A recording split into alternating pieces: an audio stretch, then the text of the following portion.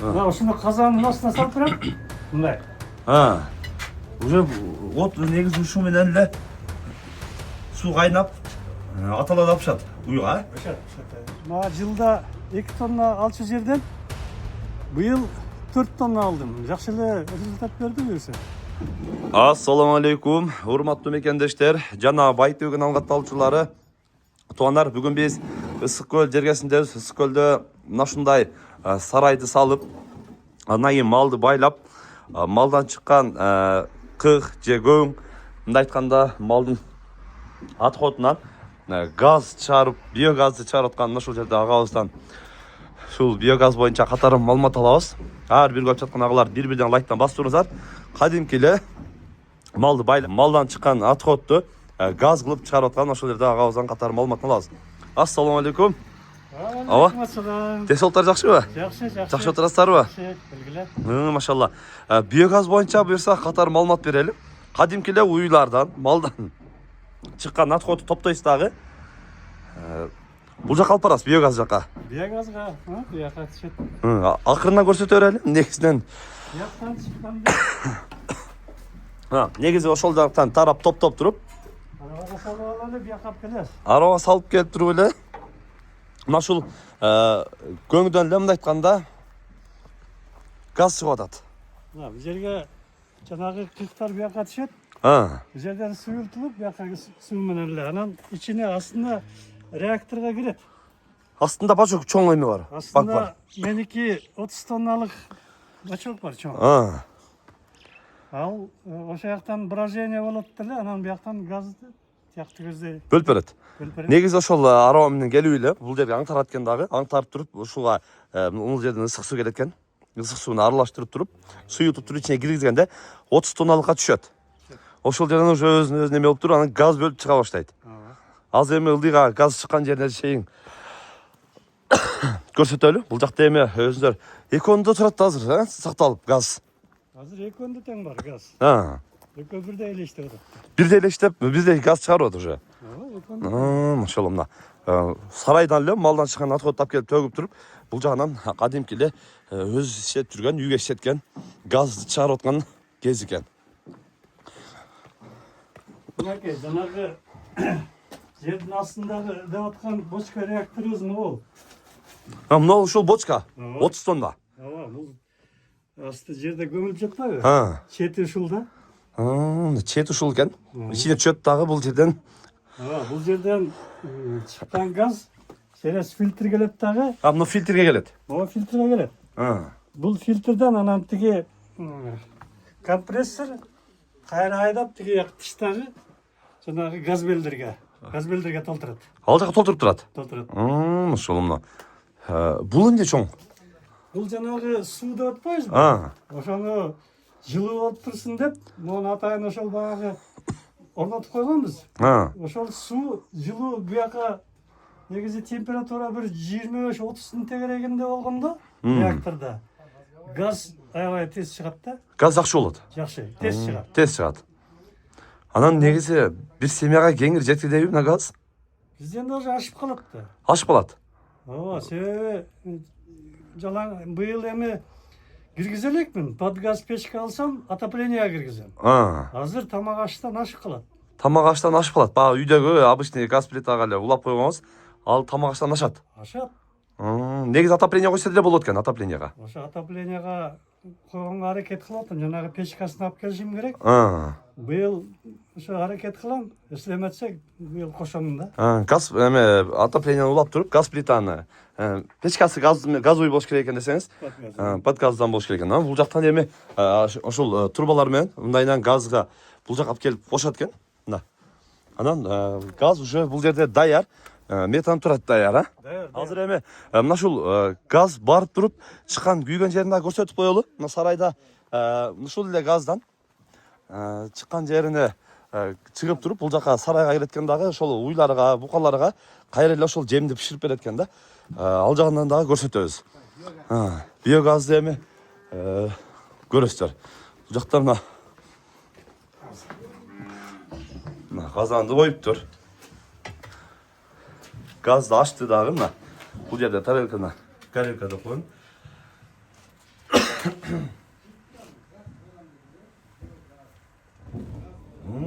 Кадимкилер. Мінекей. Лаулап күйеді, қараңыздар. Мына ушуну казанның астына салып берем. Мындай. Уже от негізі ұшуменен ле су қайнап, аталады апшат, ұйға? Пышат. Машалла, мына Ол қараңыз. жерде 300 литрлік қазаным бар. Ошаны 1,5 саатта даяр болады. 1,5 саатта уже даяр болады. Даяр болады. Жем. Бұлдан алып еле уже бұқаларға, ұйларға бере бересіздер. Айрықша қышқысын жақсы, жылы ойдан да ішет. Жылы ойынша эле баягы муздат отуруп алсаң, алып барып бере бересіздер. Мындай айтканда, уйдан атқа чыкпайт экен да? Чыкпайт. Газ өчүрүп коер эле. Негизи газ күйүп аткан көрүп атасыздар. Кадимки эле лаулдап күйүп атат. Эми бул анан эми мындай айтканда, малдан чыккан отход деле бир үйүлүп жатып, чачылып, бааны болбойт экен да. Сразу эле бочка кирет дагы, ал жерден уже газ иштеп чыгат экен, биогазда. Анан негизи ошол суюктуу кандай болот бул? Багы конечка чыгат го. Биогаз бүтүп уже газдан чыккан отходу кандай болот? Мына отходу суюк түрүндө чыгарабыз мына. Бул жерден давление менен тээп берет. Жанагы суюктук мына 30 тоннанын уже иштетилип бүткөндөн кийин, давление менен тээп туруп, бияктан жүктөп алып, анан полияга алып кетебиз. мына ушул труба менен давление менен өзү түртүп чыгат бул жака. Өзү чыгарып берет. Полияга себептер. Полияга быйыл жылда 2 тонна алчу жерден быйыл 4 тонна алдым. Жакшы эле результат берди буюрса. Мындай айтканда, ушул чыккан навозду эле алып барып төктүңүздөр. Суюк түрүндө. Суюк түрүндө эле алып барып полияга төктүңүздөр. Уже бул газды чыгарып, мындай айтканда, биогумус катары болуп даяр болуп калган да.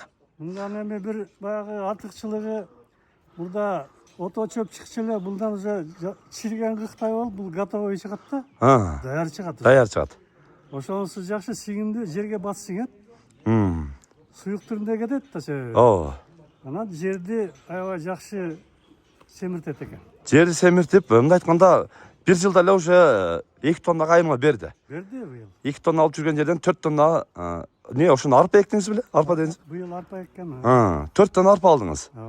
Мындай айтканда, малдан чыккан эле отход газ дагы болуп берет экен. Газ болуп, ал бүткөндөн кийин бул жерге навоз чыккандан кийин бул дагы удобрение болуп, кайра эле уйдун жемине арпага кошумча дагы вести дагы койдот экен, мындай айтканда. 4 тонна арпа алдым да табам, көрүп атасыздар. Негизи ошол бир семьяга кеңири жетет. Бир семьяга кеңири эле жетет. Газ. Мен дагы кошуналарыма айтып атам, менден газ тартып алгыла. Бияктан бир емкость коем буюрса. Ал мен кошуналарымда газ менен пайдаланганга возможность болуп калат да. Мына негизи 30 бул жерге 30 уй батат дедиңиз, а? Ушул 30 уйдан чыккан эле көңү жетет ушулга. Жетет. Өзүмөн ашып кошуналарга да жетет буюрса. Мына негизи эле ушул утур тазалган эле утур алып келип салып кое бересиз. Боло берет. Күнү тазалап турам да. Баягы сыртка алып чыгып бир жерге мындай төгүп, бир үйүлгөн жер жок. Түпсүз эле алып келип ушуга жаңы боюнча кирет.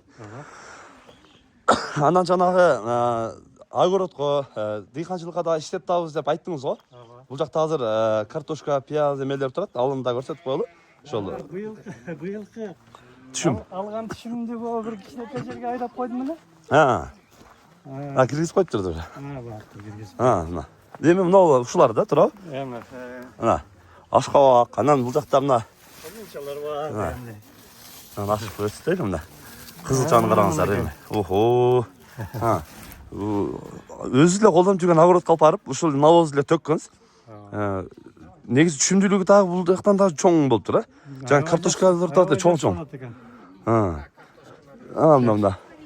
Мына. Мына ушул эмеден чыккан, мына таза өзүнүн дыйканчылык, мына капустаны көрүп атасыздар, кандай чоңдугунчу. Мына чакадан эле бир аз кичине турат. Анан картошкаларды караңыздар. Ушул навозду алып келип ушул огородко төгүп эле ушундай жыйынтык берип атат. Жыйынтык жакшы эле берет экен. Быйыл түшүмдү жакшы алдык буюрса. Мына Кичинекей эле жерге айдадык эле. караңыздар. Мына огород дыйканчылык тазачы, мына көрүп атасыздар. Бардыгына өтө сонун. Негизи мындай айтканда Багы 10 чакты уyu бар, 5-6 чакты уyu бар адамдар кылса деле болгудайбы? Жетет экен. 5 үй кармаган кишиге тамак ашына жөн эле кеңири эле жетет экен да. Биогаз. Жакшы эле чыгат экен. Колдон келсе, чыгынып туруп эле салдырып алса, көп эле жакшы результаттарды берет биз. Результаттар жакшы болот буюрса. Эми мындай айтканда, малды багас, отходунан сразу эле биогаз чыгат. Биогазды андан дагы артканы огородко, поляга иштетсе дагы результат мындай болот экен да. Өтө сонун. Дагы заказдар келип атат. Жанагы азыр көпчүлүгү тамчылап сугарып атышпайбы? Ошолор келип бизден бул эмени чыккан, биогаздан чыккан эмени сурап атышат, удобренияны. Сат деп. Анан бизде быйылча эми баары транспортировкабызга машинебиз болбой атат, болбосо ошолордун баарына берсек болот. Чыккан отходдорду алып барып. Доставкасы менен сурап атат да. Алып келиптү. Азырынча баа техникалык кичине кыйынчылыктар болуп атат, болбосо жеткизип бермекпиз же. Сурагандарга алып баруу адресин алып барып төгүп берет элек десеңиз да? Негизи мындай айтканда, аны деле сатса болот экен да. Удобренияга. Сурап келип атышат, даже эметип биз алат элек, только доставкасы менен деп атат да, анан ошонусун жасай албай атабыз. Жакшы, өтө сонун. Башка мына ушундай көп мал кармагандарга сунуштайсызбы? Көп жок дегенде 5 мал кантип күтпөсүн, айылда баары эле күтүшөт да. Ошолорду эле салып алса, зыян таппайт, жакшы эле жакшы эле болот буюрса. Негизи кышы менен ошондо газ иштетип, светке дагы эконом. Плита. Свет өчкөндө коркунуч жок, газ бар да. Тамак аш кеңири коркпой кыла берет экенсиздер да? Машалла, өтө сонун. Ишиңизге ийгилик, ден соолукта болуң. Дайым ушундай жакшы элге үлгү болуп, дагы да чоңойтуп, газды ферма кылып, Кудай кааласа. Ишиңизге ийгилик, ден соолукта болуң. Мына ушундай туугандар, сиздер дагы ушундай кылып, соонун кылып, сарайды салып, андан кийин малдан чыккан мына ушундай отходду дагы биогаз кылып, биогаздан чыккан дагы огородко өрөнгө себип, ал жерден дагы түшүмдү дагы көбөйтүп берет экен. Мындай айтканда, мына ушул мал жандыкта, мындай айтканда ушул мал жандыктан дагы бир эч кандай бир экологияга зыяндуулугу жок. Чыккан отходу дагы ар жерде чачылып, жананып жатпайт. Биогаз болот. Биогаздан кийин андан чыккан удобрение болуп, жерге дагы, экологияга дагы пайдасы аябай жакшы экен.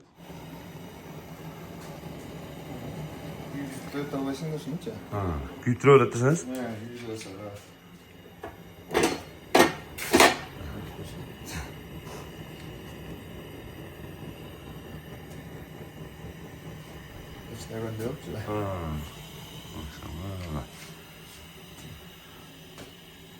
Ресурсы бар. Өтө сонун. Экинчи жерге келдик. Тамгада мына ушул жерде агабыздагы болгон 2 үй менен эле биогаз чыгарып аткан кез экен. Бул жерде азыр өзүңүздөр да көрөсүздөр. Алмазга ассалам алейкум. Тесоктор жакшыбы? Машалла. Бул жерде азыр мына биогаз боюнча да катар маалымат берели. Бул жерде мындай берки ягында чыкканыраак экен, а? Ооба, жана биринчи көргөнгө караганда 3 эсе кичирээк, объему 10 кубтук. 10 кубтук бул жерде. Себеби дегенде биякта бизде мал жана берки ишинекиндей көп эмес, 2 үй болгону. 2 үйдүк жетет. Ооба, жетет. Ошого ылайыктап кичирээк кылып жасаганбыз. Эң биринчи ушу установкабызда ушактан кеткен. Жасап кетип, анан оңдоп анан ушуга келип калдык да. Буга деген не только эле гык, жалгыз эле гык, көбүнчө ошентип ойлойт.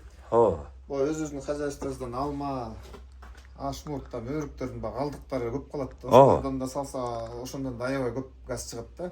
Гыкка караганда бир 4-5 эсе көп чыгат газ. Алардан көбүрөөк чыгат кайра. Көбүрөөк чыгат алар. Нормально.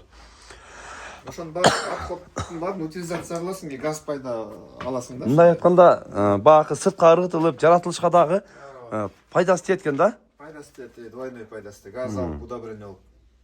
Негизи азыр ушул 10 кубтук бир семьянын тамак ашына жетет. Кенен жетет. Андан ашып калат. Мына. Эми бул асты жагында мына суюктук ошол ичине түшөт экен, көң. Ооба. Ошол жерден иштеп, мына компрессор бул жака фильтр аркылуу түртүп берет экен муну.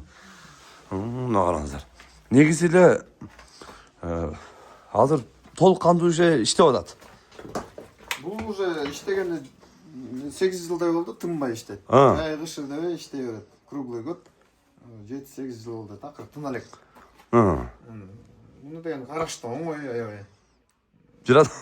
Biraz байланыш керек емес. Жок, байланыш керек эмес. Если мисалы үчүн тойго же дагы жерге кетип калса кишилер, даже бир жума карабаса деле өзү тура берет да, өзү иштепчи, самостоятельно эле. Өзү иштей берет самос. Автоматик иштей берет, жакта автоматикасы бар, газды контролдоп, өзү качать этип түшүнүп турат. Ал жагынан неме да, токтоп калбайт булчу.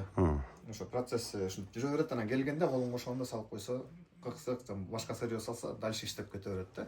Ошондой бир. Негизи мынал оборудованияда кемчиликтер болду биринчи башталганда. Албетте, ар бир жаңы башталып атканда көп кемчилик болот да. Бизге башка бир кишилер коюп кеткен, бирок ал өзүн мындай актабагандай болду да. 2 жыл иштеп, потому что ал өзүн подогрев электричество менен подогревать этип көп энергия кетип ошо свет. Анан өзү да жакшы чыкпай, көп жери кемчилик болчу айтып отурсуң. Анан ошонун баарына өзүбүзгө ылайыктап кайсындай удобный кылып, мындай жасап модернизация кылып алдык да. Азыр эми ушундай состояние келип калды. Менимче мындай өтө удобный да. Өтө лишний нерсеси жок. Колдон келишинче арзандаттык. Ошонтип эле буюрса мындай модель даяр болуп калды бу. Ушул биогаз орнотмончу. Уже даяр. Даяр. Баягы чаканыраак уюу барлар деле койсо болот. Ооба. Малына, отходуна жараша чоңойтуп же кичирейтип жасай берсе болот. Эми азыр 2 мал менен эле мына ушул жерде газ чыгарып иштеп аткан кезкен. Тамак аштын отходтору үйдөн, кухнядан чыгат. Бойлордон сорпо, ушундай бирдеменин баары болгон ушундай тамак аштын отходтору да келип уюла берет. Алма өрүк аябай көп ашып калат, ошонун баары уй, ыңгыктары, любой эле жаныбардын кыйга кире берет. Тандап айтканда негизи, наоборот жакшы болот аралаштыргандачы. Жакшы ишке жүрөт да ошо. Удобрениялар ошо сатылат, өзүбүзгө да пайдаланылат. Аябай жакшы да бул. Эгинге пайдалуу болот. Баарына пайда, любой өсүмдүккө пайда да. Азот, фосфор деген аябай көп болот экен. Ошондой да. Туура пайдаланса бул кадимкидей эле баягы инструмент. Ошо кайсындай инструментти жакшы пайдалансаң, ошончолук жакшы эффект берет болчу. Анан карабай койсоң, конечно. Эми негизи ушул биогаз боюнча эксперт экенсиз. Анан установкалар дагы кылып бересиз буюрса. Установка кылып атабыз. Уже көп 20дан ашык жерге коюлду мындай установкалар. Анан бул жылдарда бул дагы Агахан фонд деген менен таанышып, алар менен иштешип калып, алар да бизге бир жакшы кымбат баалуу оборудование берди. Ушу жардам кылып ондай биогаз орнотмаларды мындай батыраак, сапаттуураак жасаганга мүмкүнчүлүк бар болуп калды да. Кудай буюрса. Негизи ушул мына чаканыраакка суммасы канча кетип калат орто эсеп? Суммасы көп нерседен зависит этет, но в среднем где-то 3000-4000 же андан $2000 тегерек болуп калат да. Мына бачокторуна зависит этет да? Ошолорунан зависит этет, материалдарынан зависит этет да. Кайсындай алса. Малдын количествосуна карап, чоң кичинесине карап туруп, баасы ошого жараша болот экен. Сиздер дагы мына ушундай чисти табияттан биогаз алсаңыздар болот экен. Малдын кыйгы, отход айырмасы жок. Бардыгыны газ кылып чыгарып берет экен. Өтө сонун. Жакшы, ишиңизге ийгилик. Дайым десолт болуңуз. Ушундай алып, элдин кызматында болуп, жаратылыштан мындай жаман нерселерден да сактаганга Алла Таала насип кылган болсун. Тынчтыкта, амандыкта болуңуздар.